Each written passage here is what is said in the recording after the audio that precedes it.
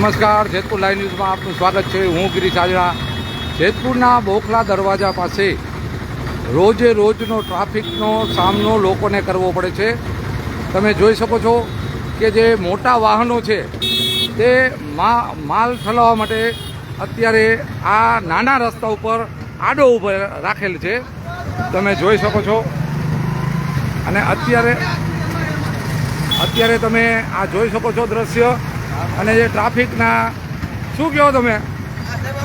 ગાડીઓ ક્યાં અમે તો મોરે બધા આવે આખરી કે ગાડી અમારે આ રોજનો ટ્રાફિકનો છે। આ રોડ ખટારા વરટારા આવવાતું જ નથી આ ટાઈમ બપોરના ટાઈમે રોજની તકલીફ છે ને। સવારે વહેલા આવવું પડે, આ નિયમ લાગુ નથી પડતો લોકો। આ તમે જોઈ શકો છો કે આ ટ્રક જે માલ વાહક છે તે અત્યારે અહીં ઉતારવા માટે આવ્યો છે અને અર્ધ રસ્તાની વચ્ચોવચ્ચ આ ટ્રક પડેલું છે। એટલે આપણે એમ કહી શકીએ કે ટ્રાફિકના કોઈ જ નિયમો અહીં જેતપુર શહેરમાં લાગુ પડતા નથી।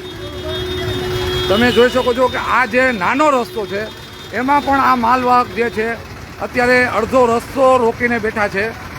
એટલે જેતપુરમાં ટ્રાફિકને કોઈ જ નિયમો લાગુ પડતા નથી।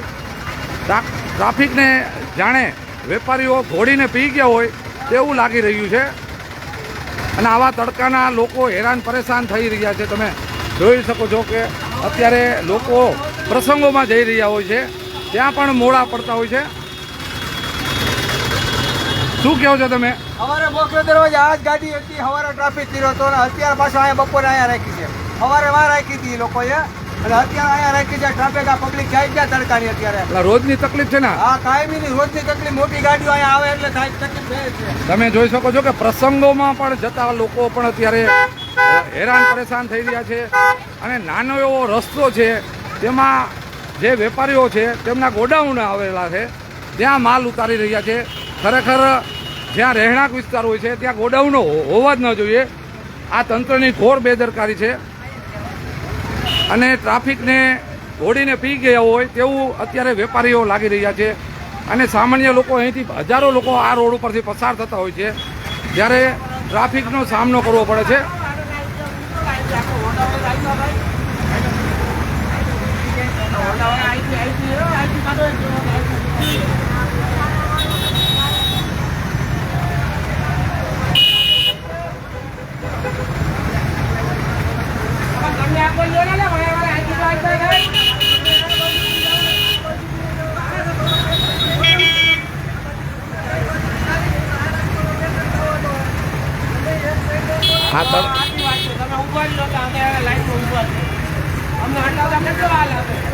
હા, તમે જોઈ શકો છો કે જે રાહદારીઓ છે તેમાં પણ સામસામે આવી જવાથી થોડીક તકરાર થઈ રહી છે। તમે જોઈ શકો છો।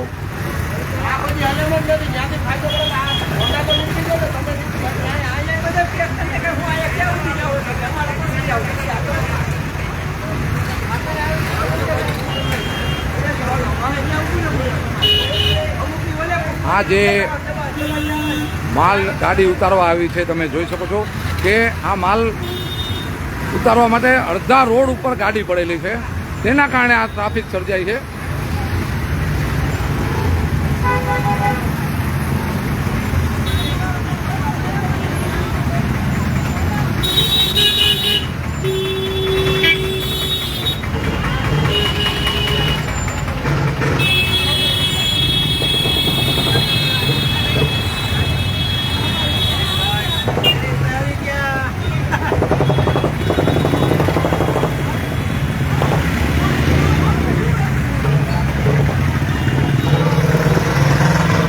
આ ટ્રાફિકમાંથી લોકોને ક્યારે છુટકારો મળશે તે આવનારા સમયમાં જ આપણે જોવાનું રહેશે। હું ગિરીશ આજરા, જેતપુર લાઈવ ન્યૂઝ। જય ભારત મિત્રો।